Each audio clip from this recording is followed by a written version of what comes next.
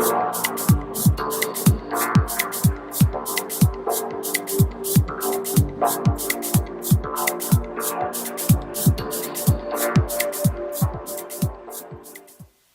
time for the Dr. Tongie Show. Hey, you're on the air with Dr. Tongie. Talk to me. As soon as I hear your voice, Dr. Tongie, my day is better. Hey, Dr. Tongie. I took your advice and made some changes in my life. And you know what? I've been winning ever since. Thank you for your advice. Now, here's Dr. Tongie. Hi, thank you so very much for joining us again. This is Dr. Tongie on the air with you. I am so very, very grateful that you took time to say, you know what, I'm going to listen in. And by the evidence of the number of texts, the number of views, the number of DMs and well wishes, I am so humbled. You have no earthly idea. I'm grateful. I'm truly, truly grateful. And thank you so very much. Today, we've got a wonderful person that is going to be a guest, our very first guest of the show, Miss Audra Byrant, and she brings so much wealth of information and experiences, and her story is just one that is just mind-boggling.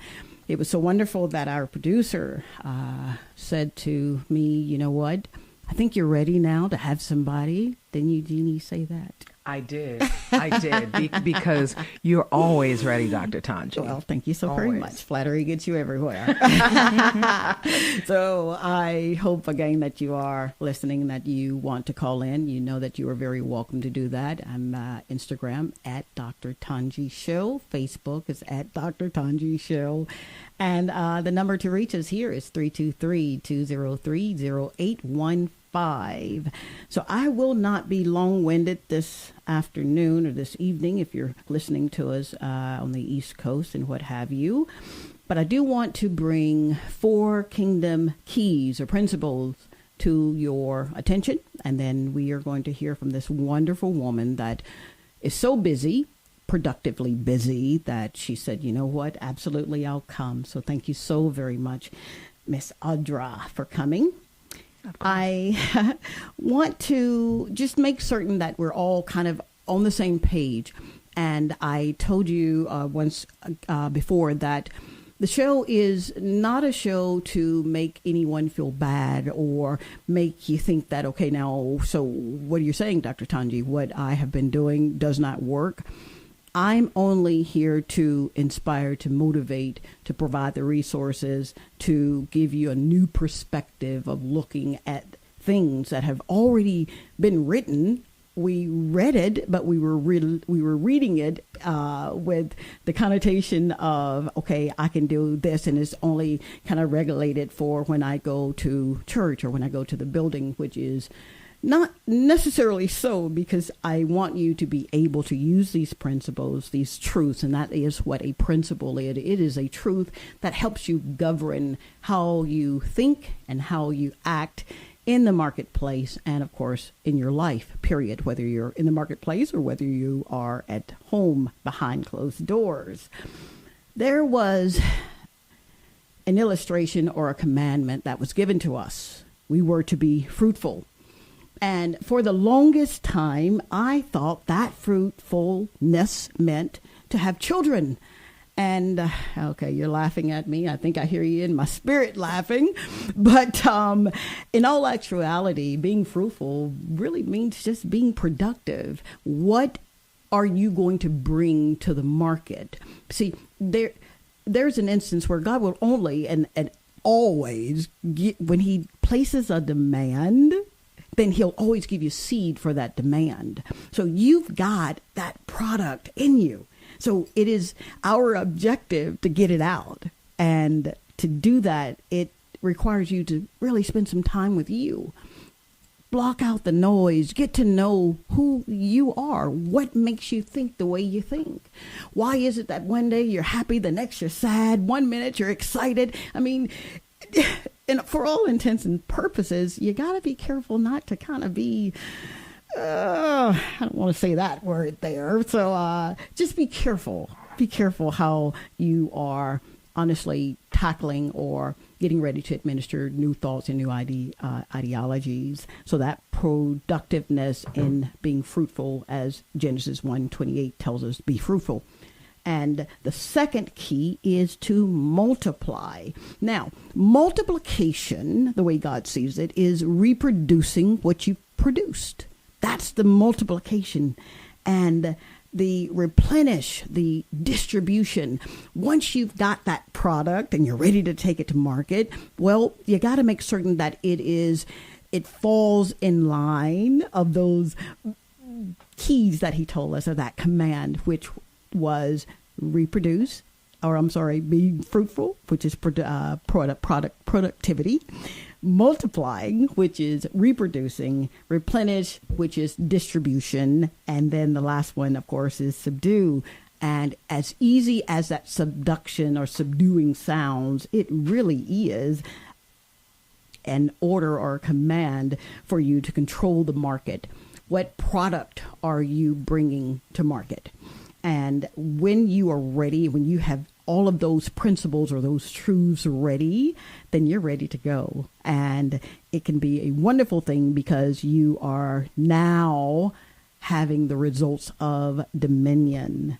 And when you are dominating, you're managing. Okay?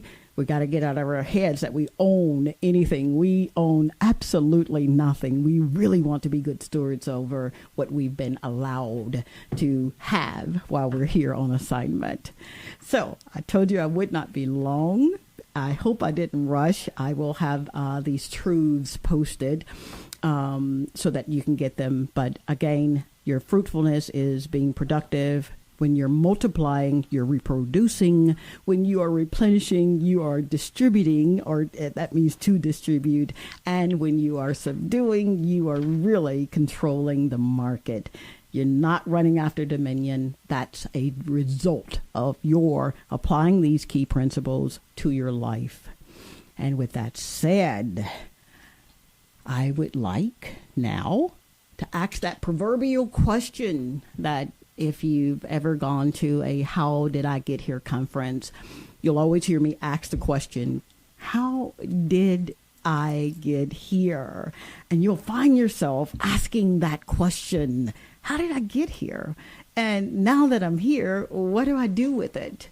So with that being said, I'd like to introduce the woman who has just been such an inspiration. She's enlightened me. She has been a blessing, and everywhere she goes, she even has the ability to make you laugh. As pretty as she is, she's a comedian. She's an author. She is a producer. She's written for the Steve Harvey show. Is that right, Audra? Yeah, I've worked as a producer for Steve Harvey, yes. Absolutely. And what else? I'm sorry. And also as a casting producer for America's Got Talent. Yeah. How about that? I wish I had known that. I would have been there singing. I don't sing. It's okay. Some of those people didn't either. There you go with the honesty already. Look, this is Hollywood. Let them know, Audra Bryant. She's in the right environment. I said that with love. I said it with love. So, Audra, tell me, you talk about scars. Yes. And not to get ahead of myself, but you know that's brutally honest. And you've even got a way of not even hiding your scars. Tell me, please. Okay. So I was burned when I was 1.5 years. Okay. So it was a scalding hot cup of coffee that I pulled onto myself. Oh, wow. And I had 6 surgeries between the ages of 2 and 16. Wow. And I didn't look at myself change clothes in the mirror until I was 25. Oh, wow. Yeah, because I wanted to avoid seeing my scars. Absolutely. So it's definitely been a challenge. Just accepting myself, accepting what I look like, accepting my scars. And I recently released a song entitled Scars. Yeah. And a music video as well. And so yeah. that's what it is. But of course, you go from not looking at yourself change clothes in the mirror to you're 25 and to, releasing a song, but it was a whole bunch going on in between there. Oh, absolutely. Absolutely. Yeah. So you talk about in your discography, the scar, and how you said it so beautifully just now.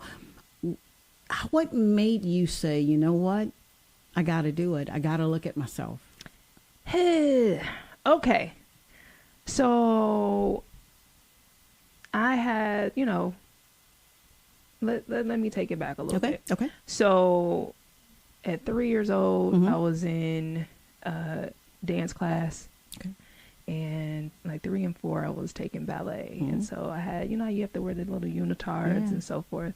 And so I just remember all the kids coming up to me and saying, like, what's that? What happened? They weren't being mean. They were just, inquisitive. Right. Yeah. Right.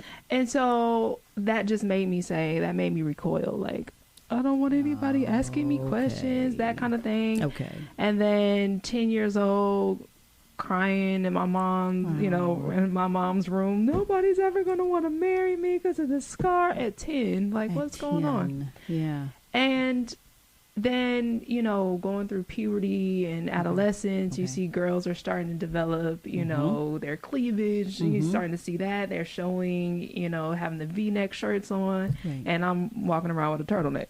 Like, it's 80 degrees out here. Audra, why you got your turtleneck on? What's going on, ma'am? Okay. So, I wound up carrying that mentality into my adulthood until, childhood. One of my closest friends, childhood friend, she was just, she would see me tugging at my clothes all the time, and I'm 22, 23. She's like, what's up with that? Like, why are you doing that? Right. And I would say, I just don't want anybody, to see it. I would have a crew neck shirt on. I would never wear anything that was like a scoop neck or a V-neck or anything like that. Okay. And so she just would constantly, why are you doing that? Why are you doing that?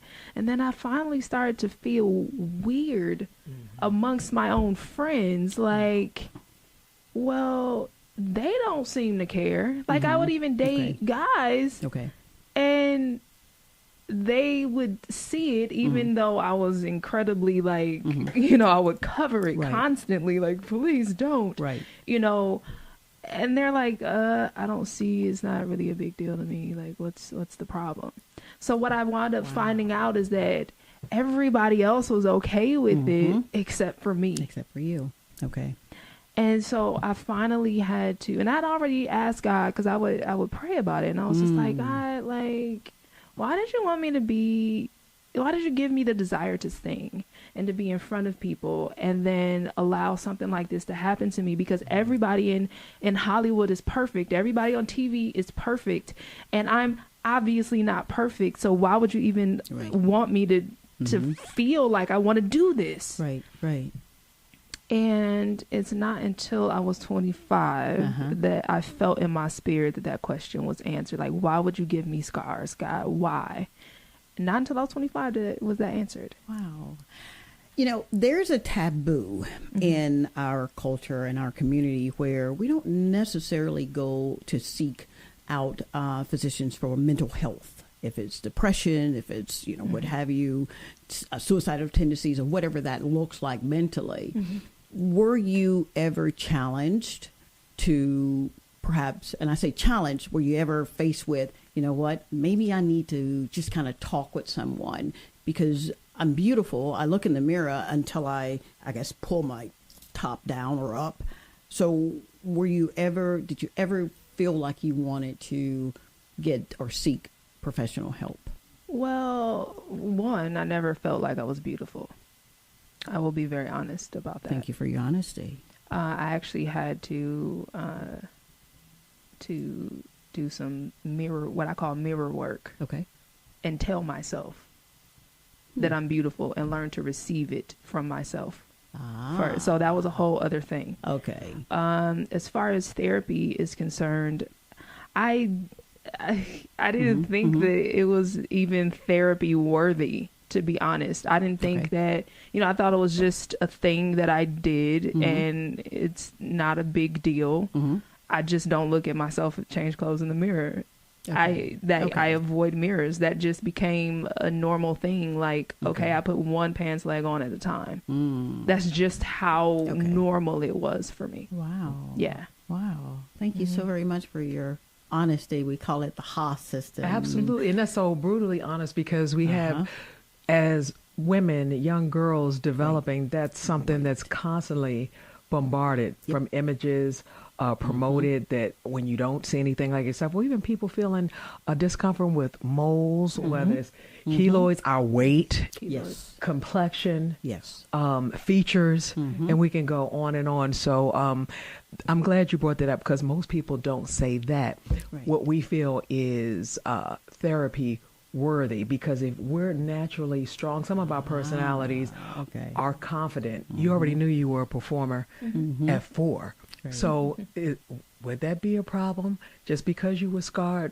Excellent that you brought that up, because a lot of people don't know when, and sometimes people like you learn to work through. But that's because obviously somebody in your life or things that were instilled in you helped you, be stronger, because somebody else would not have handled it that way at that point. I'm not beautiful. I'm not this. I'm not the standard.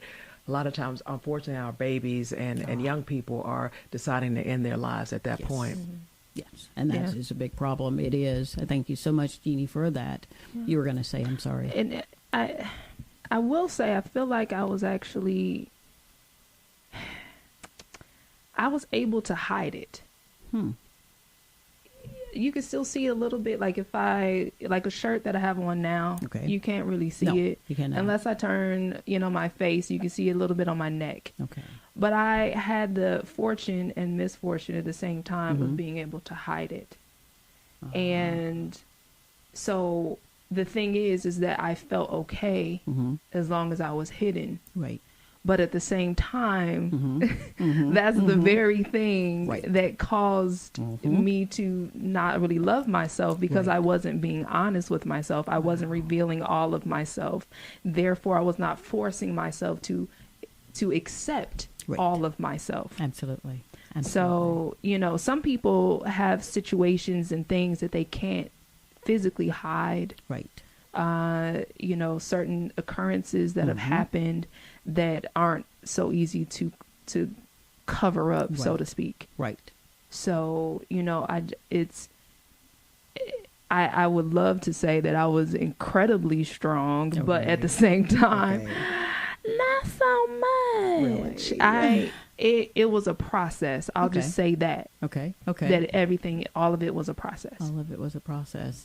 So to get the courage to write about it, that's impeccable in and of itself. Honestly, it is, because you could have easily segued into another characteristic that you wanted to bring, in the forefront, like being a comedian, or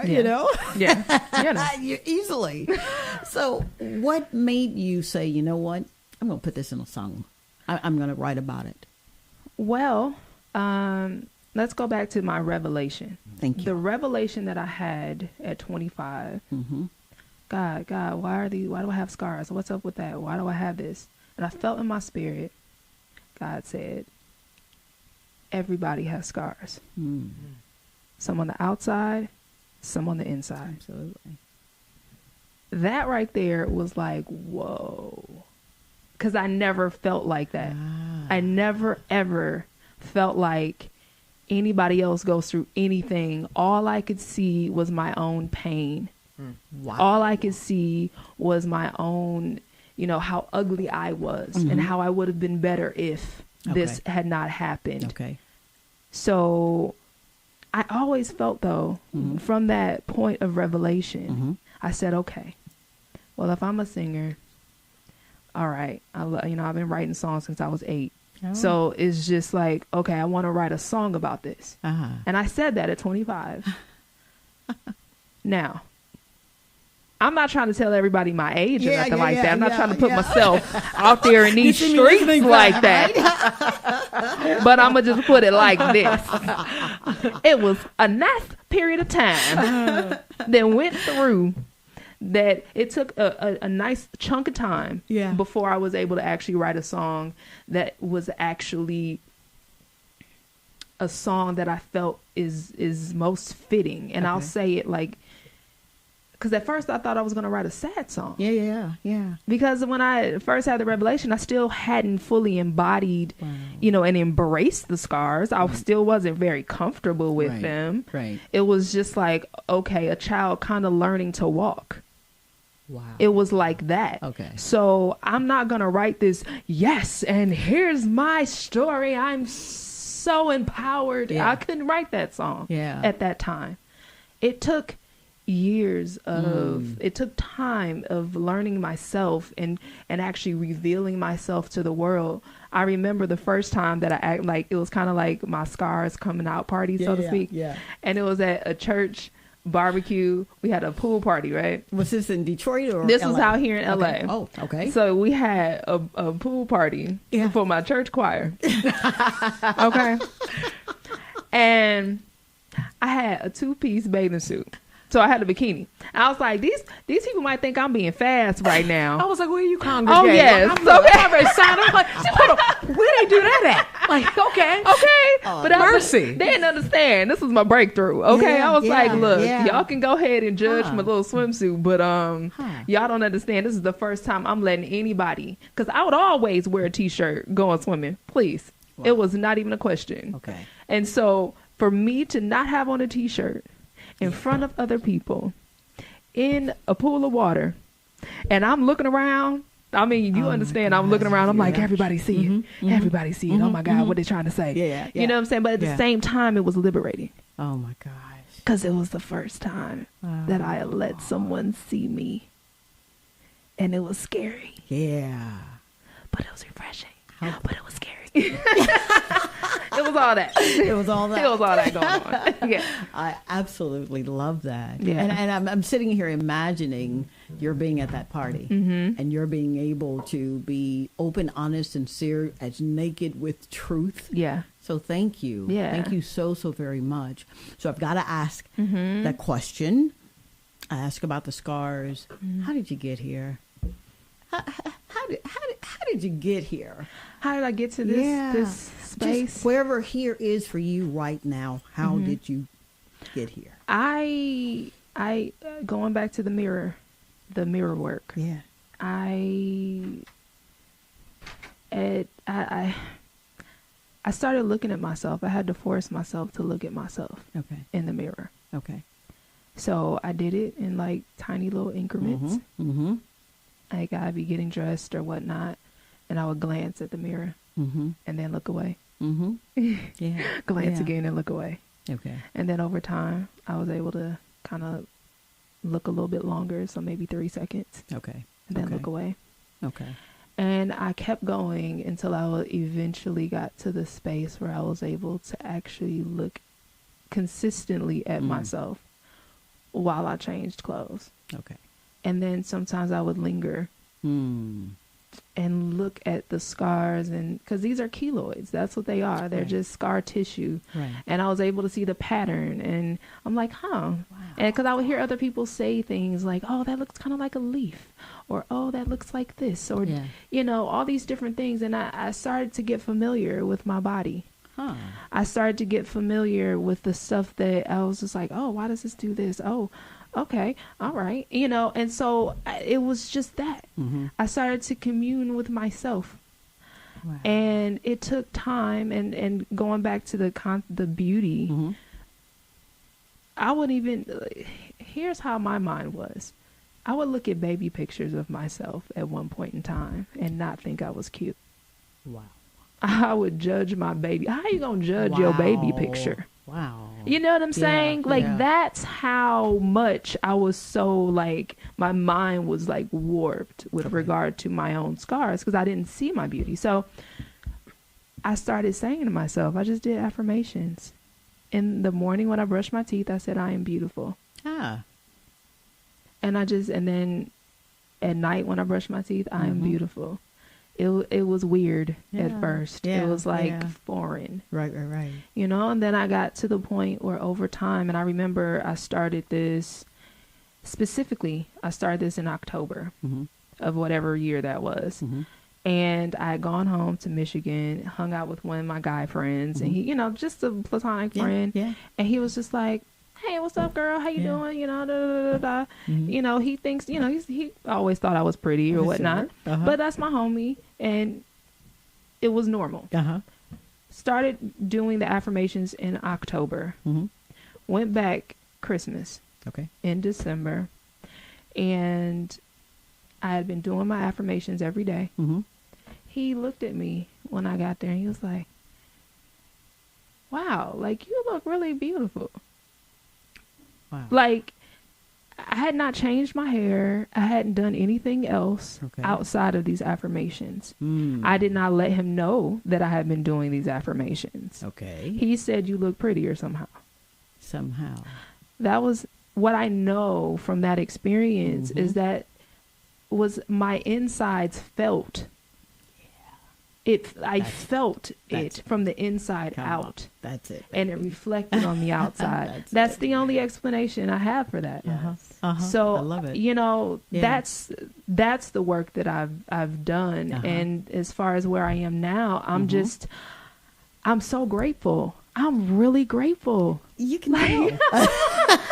Your smile is everything, you know? Oh my gosh, thank you. I mean, like being able to speak with you, being able to speak with the audience and just, you know, hopefully someone is hearing this and connecting with it somehow. Like my scars, which I felt were the bane of my existence, was I felt like actually stopped me from being my best self. I feel like I'm so grateful for my scars because now my scars have given me a platform to help heal other people, to help encourage other people, which I've always wanted to do. I've always wanted to encourage people because I feel like the people who need the most encouragement are the ones who love to do the encouraging. Oh, and absolutely. That's me. That would be me. Yeah.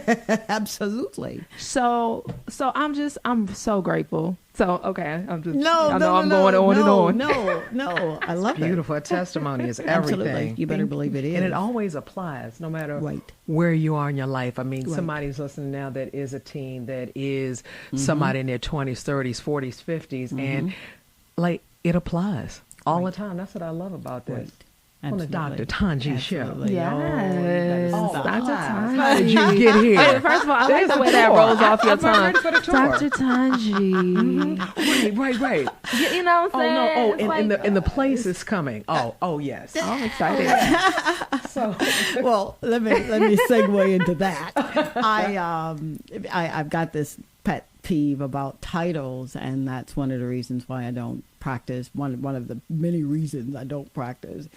When I was in over at Atlanta Medical Center, or maybe I shouldn't have said that word there, but when I was there, I would see all the white coats with their stethoscopes, and I was happened to be one, you know, a little chocolate drop, kind of walking around with them, and I had to remember my vow, because you don't make vows and then renege. You just don't do that. We say promises. I made a vow. I want to go to med school. I went to med school at 31 years old with 3 children and 2 dogs and divorced. Right. And here I am at 10, backing up 10 years old, telling people I'm gonna be a doctor. You see my big hands, and I'm going to deliver babies, and you know, the kids laughing at me. Some believe me. Some were like, well, you know, you sound good, Tongie. You could be a real good teacher, school teacher. And I'm like, no, I don't want to be a school teacher. I want to be a doctor, you know, and an actress. So I remember running, we were living in the projects, and I ran home to my mama, my Annie.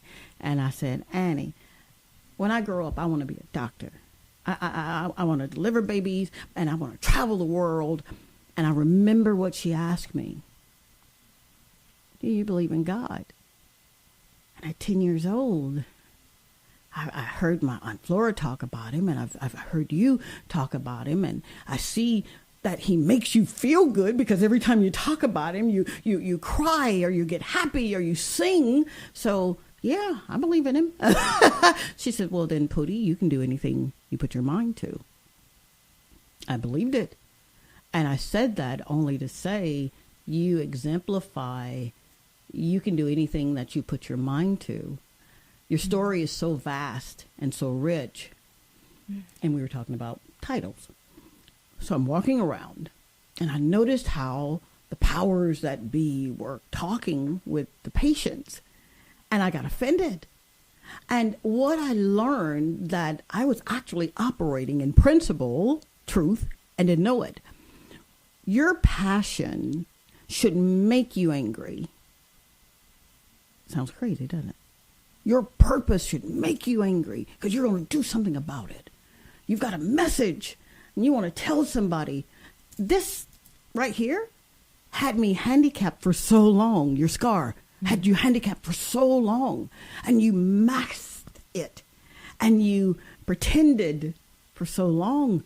So finally you said, you know what? I'm done. It's almost as if you were made free by the truth that you're not this. This is your platform. It is not who you are, because you're spirit. You just happen to be in a body with a mind, will, and emotion, which is your soul, you know. So you're man in you're a 3D person, not just a one individual, 1D, one-dimensional person. So it was about the title. And they were talking to these patients, these physicians, as if they were nothing. Bed, whatever. And I'm standing there. And I'm trying to keep from crying because I'm thinking, no, you're missing it. Those who are great among you, they must serve. We didn't come here to be served. We came to serve. That's why we get the knowledge and we serve and we share our gifts. See, your gift will always make room. It will. It's a law. It's like the law of gravity. Mm-hmm. If I get on top of this building and I can speak in tongues, I can, and I love to. That's my communication. I can pray and I can fast for 40 days and 40 nights. But if I get up on this roof and jump down, I'm going to break some bones if I survive. You see? The law is built in. So when freedom came, it was you said an anthem, it was your release, it was your party at the pool party at church, and you were like, you know what? I'm putting this two-piece on, and it really doesn't matter what you think about me, I'm going to do it. So I want to commend you for that. Thank you. Mm-hmm. You said, living your best life now. Mm-hmm. And that has been a soliloquy of mine for the longest. Now, doesn't mean that we won't make mistakes, because if you're looking at the word perfect, it means to be mature. You know, this culture says to be without flaw. He didn't want us to be without flaw. He wants us to be mature. So your gander in, I'm going to go to LA and I'll ask you how you got here, mm-hmm. and I'm going to live. And that's what you're doing. When I met you, we had a function Saturday night, and this woman here is just a phenomenal lady that yes. has a care about children and what goes on with them. So thank you, Jeannie, so much for yes. inviting us, allowing us to take part in that, and something amazing. That's so much bigger than we are. And I met you, and I'm thinking, wow, before I met you, I saw you. And I saw you, and you were smiling. And it's just something about a smile. Man, you just, wow. If you smile, people will smile back. Mm-hmm. They really will. Yeah. They do. And you're free. Yeah. You're free. You represent freedom. Well, I found people kind of getting a little shock sometimes when you smile. They're so not used to getting that. If you say, hey, or someone, how you doing? And you go, great.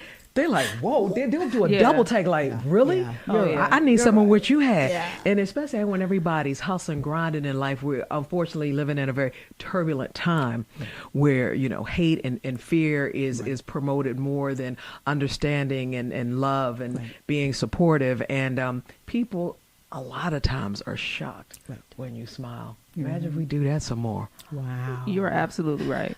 You're absolutely right. And so it's really refreshing. It's just so refreshing to connect with people, with women who embody that. Who, you know, because at the end of the day, you have to live in a space, like a spiritual space. Like if all you're living is just about matter and what's happening at the moment and the stuff that you can touch at the moment, then you're not able to be free. Absolutely. Because you feel bound by what's your circumstances. Right. Absolutely. But if you're able to pull back and think higher than your circumstances, that's good. Then you're able to create something new. Uh-huh. And that is a really, really, really exciting space to be in. Absolutely. Where you're like, oh, okay, so I don't have to be limited by my scars or my personal past experiences. Oh, I can actually, like, let me figure out, like, how I can allow this to help me. Wow. And that's really what it is. A lot of times if you ask yourself, how can I do this? Yeah. Your brain starts thinking how you can do that. Oh, absolutely. So Absolutely. how can I, and that's what I had to ask myself, like, how can I allow this scar to work for me and to serve me in my greater purpose? So it was like, okay, I always wanted to write a song about it. And as much as I, you know, a couple years ago, I would have loved to have said, hey, you like to hear a song about it? Here you go. I would love to have, but I wasn't ready for it yet. So you decided to use your art. I used my art. Absolutely. I used it. I said, you know, even with the music video, and some people might look at it and say, because, you know, I had my little thighs out, a little bit of that, had my little something, had some Come on. had some body paint on. You're hot. And if you don't if you don't know me, Yeah. then you'll think that, oh, that's just, you know, that's easy, normal. That's what people do. Right. No. Even my mama was proud of me. She was like, girl, you done got out there. You didn't, what you showing your scars? What you showing your body? Praise the Lord.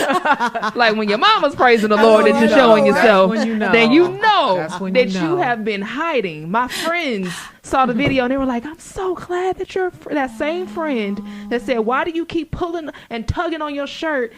Told me, oh my God, like, I'm so proud of you for this video. I'm so proud of you. You're showing yourself. Thank God that you're showing yourself.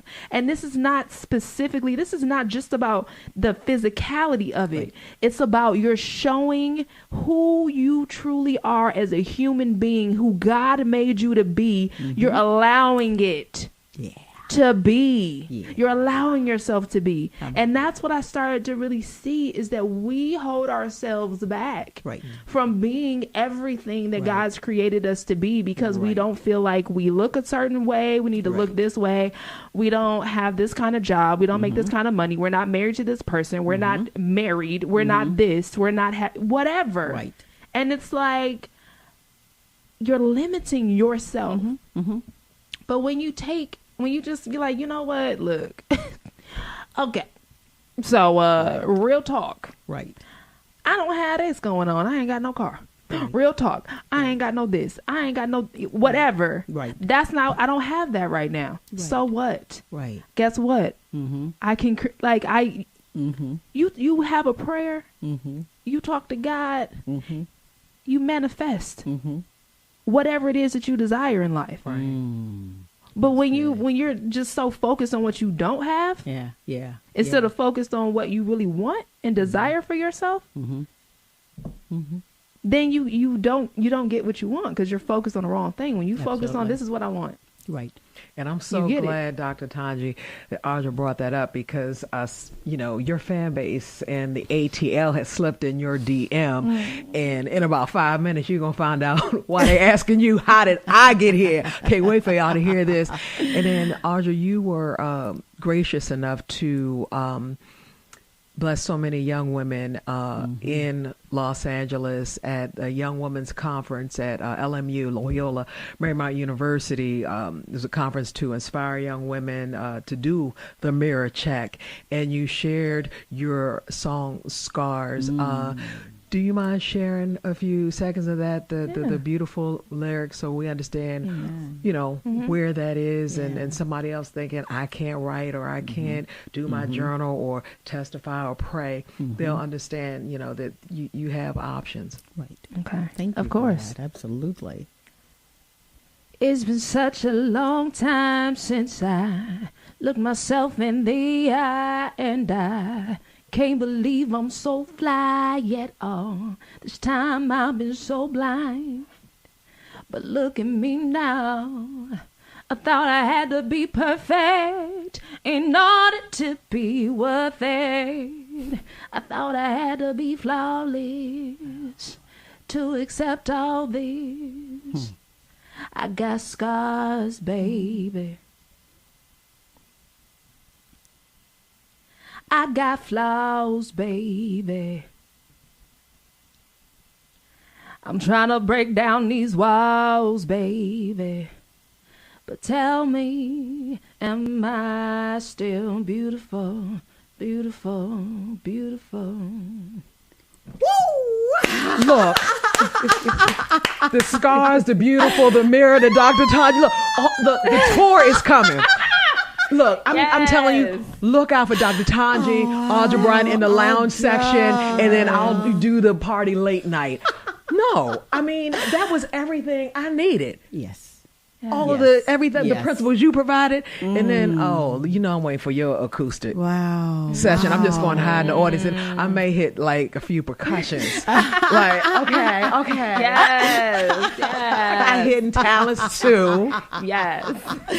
But Jeannie, she used, and unbeknownst, or maybe even be known to you, you used all four keys. You used all four principles. You're productive. You reproduced, you distributed, and you took control of the market. So you are. That's why you can say, you know what, I really am successful, because these truths don't lie. So thank you from the bottom of my heart. Thank you so very much. Thank you. Thank you. Thank you, Dr. Tongie. Thank you, Jeannie. Like, I just appreciate you guys, you ladies, for giving me this opportunity to speak, to share. I don't take that lightly, and it's healing. It really is healing to show who you are and be honest and open about your truth. Right. Even the things that you don't feel as confident in, you gain confidence in sharing your testimony and sharing your story. Absolutely. So I just appreciate this opportunity, this platform. I'm so excited. I got so much today already. Look what happens in minutes. I mean, and then you tried to make me cry. Yeah. Now, see, I had to go think about something real quick that happened last night to get the tears to dry away, right? No, I'm being honest right now. I was like, get it together, Jay. Okay, keep going. Stay in the computer. You produce. Okay. It's so funny. What question has come across the wire, Miss Jeannie? Okay, well, Dr. Tongie, this slipped into your DM on Instagram from Atlanta. Yes, ma'am. It reads, "Hello, Dr. Tongie. I'm Beverly in ATL, and I'm not sure how I got here, but I know I need to prevent myself from being here and making mistakes again in my life. I've been in a 2-year relationship that's toxic and with a man who is verbally abusive. Of course, the relationship was great at first year, and with no detection of my man being abusive, and now I feel insecure for the first time in my life. Dr. Tongie, I was in a very supportive and constructive relationship before this current relationship, but because he wasn't the right complexion I wanted, the height that I wanted, I allowed a great guy to get away that I now know was a man I not only needed, but who I believe God sent to be supportive and unconditionally caring, that I allowed to get away. I want to know what do you suggest I do or checklist I create on what's important when deciding who to allow in my space and life and when to release them. Wow. Wow, Beverly, first and foremost, whew, thank you. Yeah. Thank you. You so coming on tour with us too. Right. This is an example. Scooping up women in every market. Absolutely. Thank you so very much, Beverly, for reaching out to me. I do not take that lightly nor for granted that you shared a lot of what unfortunately happened in your life. I don't want to use the word challenge because I don't want you to be challenged right now. I want you to be healed and I want you to be made whole. And the very, very first thing to do that is to forgive yourself. Forgive yourself. It's okay. And I'm not saying that I'm not taking anything away from where you have been, but I gotta get you to forgive yourself.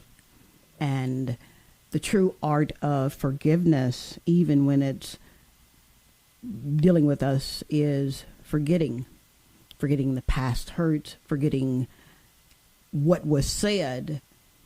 But, because we operate in the space of openness, honesty, and sincerity, you gotta make a change, and it needs to be now.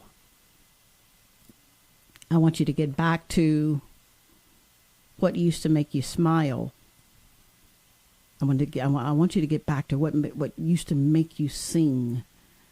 And for me, Bev, it's prayer, and I don't throw my prayer life and any other things that I hold very sacred and dear to me on other people. That's not fair. But because you are so great, because you were born with everything that you need to be successful and some kind of way you believed a lie, I've come to tell you that's a lie, babe. I'm sorry. Just plain and simple. It's a lie. And yes, we can pray for our significant others and our partners and our spouses. And at the end of the day, if they are hurting you and it hurts and you have said, listen, you're hurting me, then you're going to have to make a change. That change could be taking one step. And it may look like you're going backwards, but because you know now that you really are great and that you really have to do what you've got to do to get busy with your purpose in this earth, you don't have any time. You have absolutely no time to waste. I've been where you were. I said that. And the worst thing that happens in relationships that are toxic like that, I may not have been beaten physically, but when I looked in the mirror and I said, oh my God, maybe they were right. Maybe I really am ugly. Or, man, maybe this is as good as it gets. So, I can't do any better. But that's a lie. And I'm here to tell you, it won't happen anymore. It stops now. And I want you to say to yourself, you know what, Beverly? We're coming out of this. Because you're a man in 3 persons. You're getting up out of there. It may look like you're having to sleep on somebody's sofa. It may look like you may even have to go back and live with mom and dad or maybe even friends. But whatever it looks like, just know that everything is working for your good. And it won't last. It won't last like that because all is well. It is so very, very well. Today is your new. It's your new. Get up, get busy. I don't care if you have to scream, if you have to shout, if you have to run around. But whatever you do, you get busy in purpose. When you're in purpose, you'll never work another day in your life. You won't. Because you'll be serving us with your gifts. And that's your purpose. Do not allow this life to rob you. And then you take everything that you were supposed to have given to us that song, that book, that tour, that move. Don't do that to us, please. I love you so very much, Bev, and I want the best for you. You'll definitely be in my prayers, and I believe my prayers. And I know that all is well, and you're good. You good. My grandson says, I got this. Oh, yeah, you got that was this. awesome. Thanks, Dr. Todd. You look, awesome. And look, and it applies to all of us. Like, thank you. Thank you. Can I add a little tiny bit? Because you're absolutely on it. My question is, what are you not accepting about yourself that in that past relationship that you let go because he wasn't a certain height, a certain complexion? What is it that you're not accepting of within yourself? Because you don't want to repeat that kind of pattern when you do leave this man, because this man might have, fit some sort of, some sort of shallow version of what you wanted. But we don't know what it was. We don't know. I'm going to leave it like that. But it could have been some other things. Who knows? Could have been rubbing feet. Right. Like, I'm just saying. Yeah. So don't sleep on people's skills that might not always be right for us. You know how you slip up. Right. So just accept yourself too, and all of the stuff that you have within yourself, and love on yourself to the point where you're just like, I cannot physically, emotionally, or in any way be with someone that is not completely and totally loving of me. And then you don't have to wait till Wednesday next show to be interactive with Dr. Tongie. You can find her, slide in all of her DMs, okay? There you go. At Dr. Tongie, and it's TONGIE, online, everywhere. Ask, and I know you talk to people all day, every day. So she's always here. And then, Audra, before Dr. Tongie wraps up, I know so many people were inspired by your story, your music that's available for download. How can everybody contact you?